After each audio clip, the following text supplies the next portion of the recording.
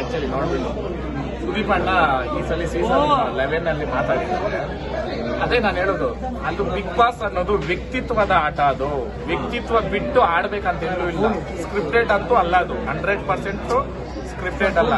ಕೆಲವೊಬ್ರು ಹೇಳ್ತಾರೆ ಮಾಡಕ್ ಕೆಲಸ ಇಲ್ದಿರ ಇರೋರು ಬಿಗ್ ಬಾಸ್ ಶೋ ಅನ್ನೋದು ಒಂದು ಮಾಡ್ತಾ ಇದಾರೆ ಅಂತ. ದಯವಿಟ್ಟು ನೀವು ಅರ್ಥ ಮಾಡ್ಕೊಳ್ರಿ.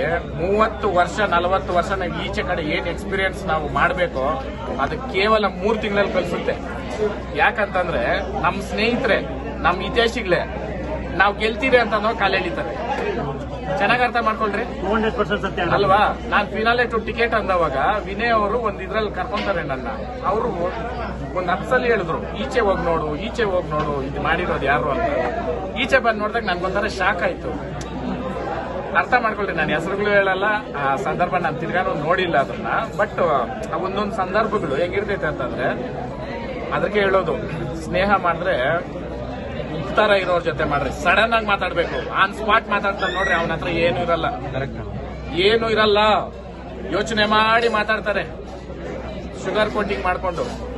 ಉಕ್ಕ ಹುಳ ಬಿದ್ದಿರೋದು ಇತಿಹಾಸದಲ್ಲಿಲ್ಲ. ಸಕ್ಕರೆ ಸಿಹಿ ತಿಂಡಿಕ ಹುಳ ಬೀಳ್ದಿರ ಇರೋದು ಇತಿಹಾಸದಲ್ಲಿಲ್ಲ. ನಿಜನಾ? ಆ ಕಾರಣಕ್ಕ ಯಾರೋ ಅಣ್ಣ ಅಪ್ಪ ಚಿನ್ನ ರನ್ನ ಅಂತಾರಲ್ಲ, ಅಲ್ಲೇ ಇಕ್ತಾರೆ ಬಗ್ನಿ ಊಟ. ಯಾರೋ ಎದುರ್ಸ್ ಮಾತಾಡ್ದೆ, ನೀನ್ ಮಾಡಿದ ತಪ್ಪ ಇದು, ಮಾಡಿದ ತಪ್ಪು ನೀನು ಮಾಡಿಕೊಟ್ಟು ಇನ್ನೊಂದ್ಸಲಿ ಅಂದವನು ಅವನು ನಮ್ಮನ್ನ ಶ್ರೇಯಸ್ನ ಬಯಸೋನು ಅಲ್ವಾ. ಸುದೀಪ್ ಅಣ್ಣ ಇತ್ತೀಚೆಗೆ ಒಂದು ಮಾತು ಹೇಳೋರು, ಯಾರಾದ್ರೂ ಬೆಳಿಬೇಕಂದ್ರೆ ಒಳ್ಳೆ ಶತ್ರು ಇರ್ಬೇಕಂತೆ. ನಮ್ಮ ಆಪೋಸಿಟ್ ಒಳ್ಳೆ ಶತ್ರು ಇರ್ಬೇಕು. ನನಗಂತೂ ಶತ್ರುಗಳಿಲ್ಲ, ನನಗ್ ಶತ್ರುನೇ ಇಲ್ಲ. ನಾನು ಶತ್ರು ನನಗಿಂತ ಹೆಚ್ಚಾಗಿರ್ಬೇಕು, ಇಲ್ಲ ನನಗೆ ಸಮಾನವಾಗಿರ್ಬೇಕು, ಎರಡೂ ಇಲ್ಲ. ನಾನು ಹೆಂಗ್ ತಗೊಂಡ್ಲೆ ಶತ್ರು ಅಂತ ಅಲ್ವಾ. ನನಗ್ ಶತ್ರುಗಳಿಲ್ಲ.